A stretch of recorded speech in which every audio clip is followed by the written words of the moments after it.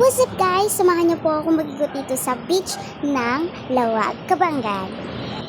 Tayo ay magtutour. O diba? First time natin mag-tour dito sa karagatan. At sa wakas naman, at ang panahon ay nakisabay sa amin, hindi maalon. Yan nga lang mainit pero okay lang, go tayo. At heto na nga guys, ang una pala namin dinaanan itong pier ng Lawag na kung saan sila ang makikitang humuhukay ng mga buhangin sa ilalim ng karagatan. Maraming nagsasabi na malaking epekto dito sa mga mangingisda kasi maraming masisira, ganyan. Pero wala tayong magagawa cause government is a government, okay? Pero sana naman, wag nilang hukayin ng ilalim o ganyan. Magtira pa rin sila para naman hindi mahirapan ang ating mga mangingisda. Okay guys, karat. Let's proceed here. Guys, alam niyo ba dito sa Kabanggan, sa Lawag, dinadayo na rin sila kasi nga ang dami na kapagsabi na sobrang linis daw ng dagat dito. Kasi considering naman clear na clear yung mga dagat nila rito. Wala kang makikita mga palutang-lutang na basura. At marami din akong nakakatsikahan dito sa Lawag na noon daw hindi daw ganito kaganda ang mga bahay. Dati daw tagpi-tagpi, like kubo, ganyan. Sobrang simple lang talaga ng pamumuhay nila dito. At ang madalas na makikita mong hanap buhay nila dito is padagat lang talaga. Pero hindi naman lahat. Ang iba naman umangat-angat like mga businesswoman, ganyan. At guys, kahit mangingisda lang ang hanap buhay ng iba rito, Jai, napatapos nila ng pag-aaral ang kanilang mga anak eh. Di ba nakaka-proud? At Jai, marami silang mga resorts dito. Hindi lang isa, hindi lang dalawa, hindi lang tatlo, marami Jai. Isa na yung kulay blue na yan na bahay. Tapos may sila, may mga kubo-kubo sila na ang ingay naman nun. Oh my god, ang hirap pag voice over. Ay, okay lang, Mayo naman eh. Mawawala rin sila. Okay, back to you. Basta marami silang mga resorts dito. Kaya pang hinihintay nyo, try nyo nang bisitahin ang lugar na to, Jai. Kasi dito, hindi crowded yung mga tao. Kasi sobrang lawak. Diba? At yan nga pala yung mga sasakyan nila sa pandagat na ginagamit sa pangingisda. Pero Jai, kahit maliit lang yan, kayang makipagsagupaan sa alon yan.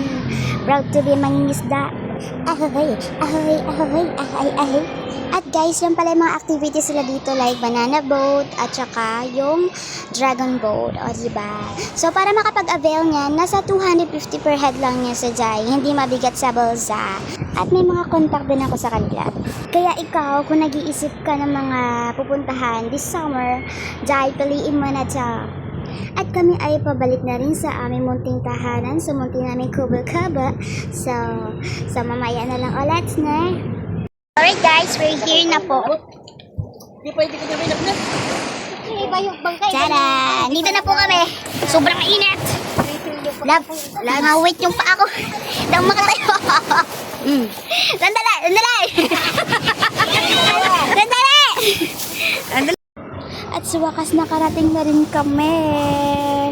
At picture daw muna. Sobrang init. Ako yung mauna na sa kubo. Ano sila?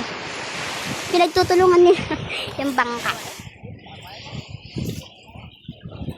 Marami kayo makikita mga attractions dito mga guys. Kasi nga,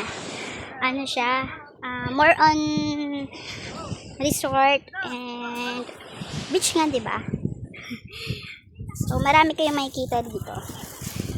Tuwing gabi, or kahit umaga, may mga rides kayo na makikita dito na, hindi ko alam anong pangalan nun.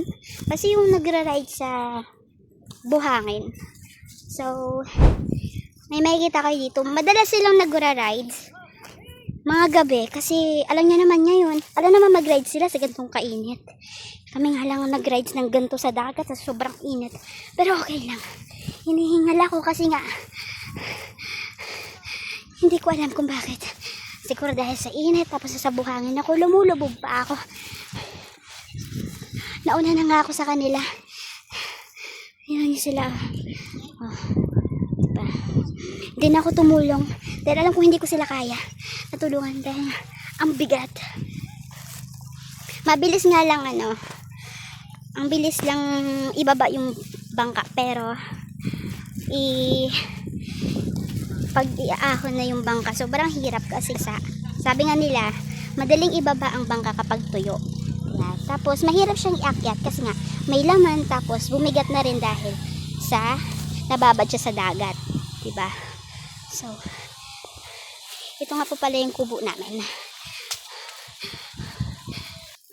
Oh, dito na po ako.